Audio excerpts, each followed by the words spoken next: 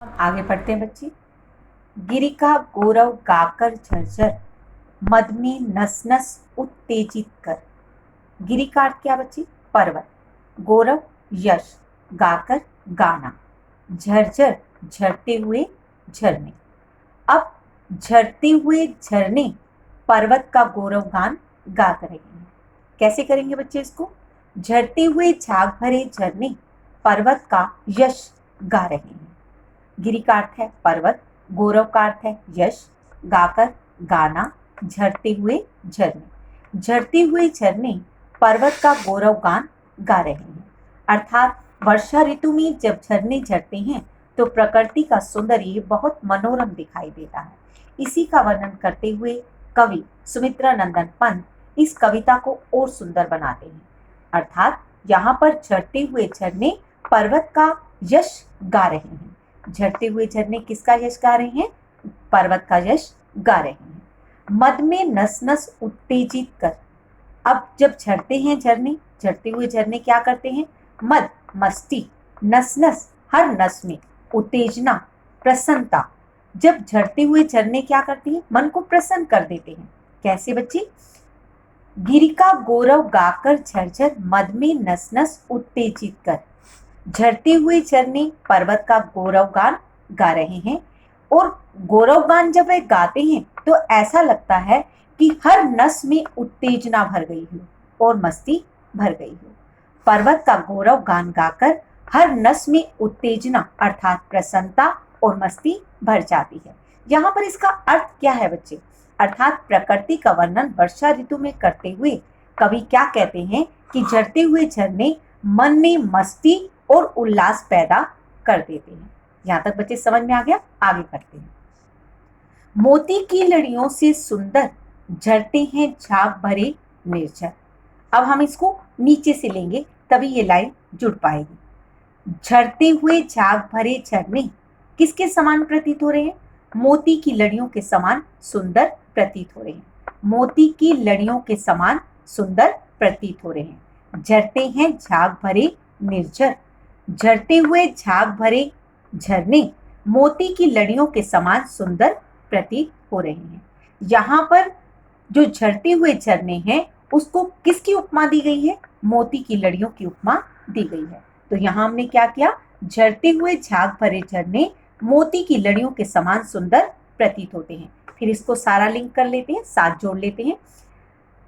गिरि का गौरव गाकर झरझर, झरते हुए झरने पर्वत का यश गान कर रहे हैं।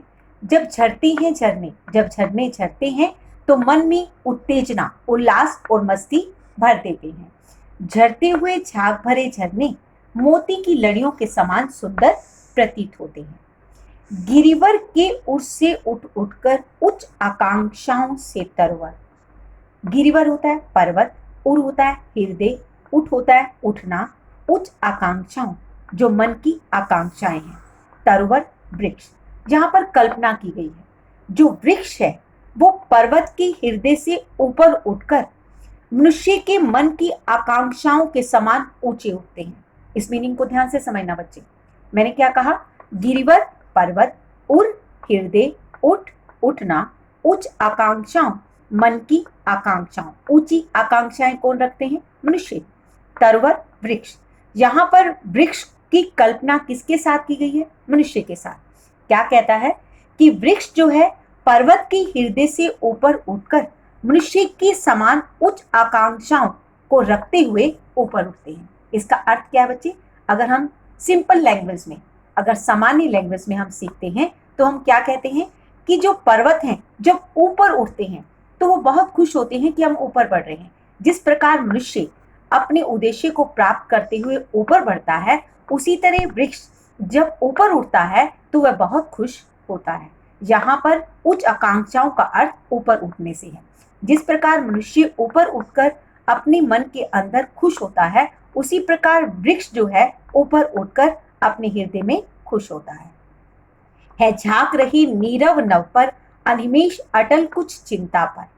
अब वो क्या कहता है कि जो वृक्ष हैं, जो पर्वत हैं, वो नीरव होता है शांत, नभ होता है आकाश। जो हमारे पहाड़ हैं, जो वृक्ष हैं, वो क्या करते हैं? शांत आकाश में अनिमेष पलक झपकाए बिना, अटल स्थिर, कुछ चिंता पर, चिंता मगन दिखाई दे रहे हैं। जो वृक्ष हैं क्या करते हैं बच्चे?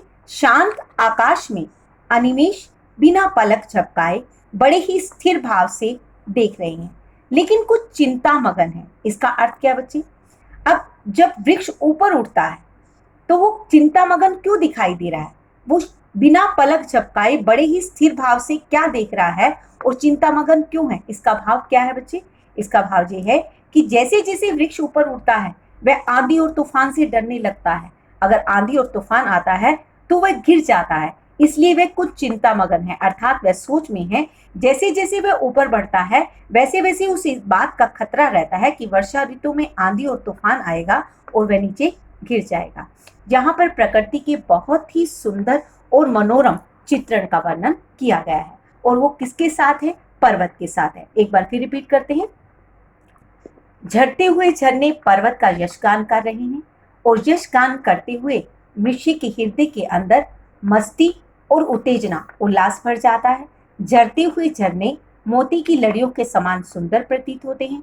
पर्वत के हृदय से ऊपर उठकर वृक्ष मनुष्य की उच्च आकांक्षाओं के समान प्रतीत होते हैं और वृक्ष पहाड़ जो है शांत आकाश में बिना पलक झपकाए, अनिमेष होता है बिना पलक झपकाए, बड़े ही स्थिर भाव से देख रहे हैं, लेकिन कुछ चिंता मगन है। और चिंता मगन क्यों है? क्योंकि वे आंधी और तूफान से डरते हैं।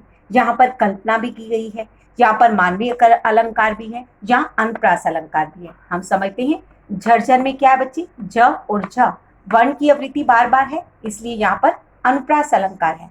और यहाँ पर उठ उठ उ उ दो बार रिपीट किया गया है, यहाँ पर दो बार वर्णों की आवृत्ति है, इसलिए यहाँ पर अनुप्रास अलंकार है।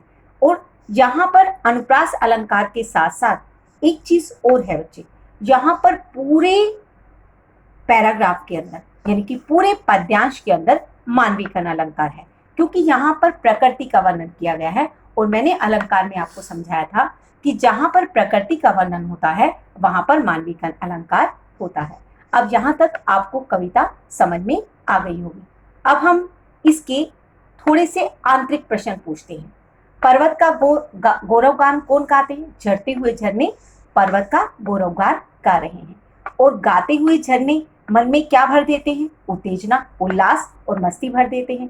और झरते हुए झरने किसके समान प्रतीत होते हैं? मोती की लड़ियों के समान। और पर्वत के हृदय से ऊपर उठकर वृक्ष क्या करते हैं? मनुष्य की आकांक्षाओं के समान ऊपर उठते हैं। और शांत आकाश में जो पर्वत हैं वो कैसी हैं?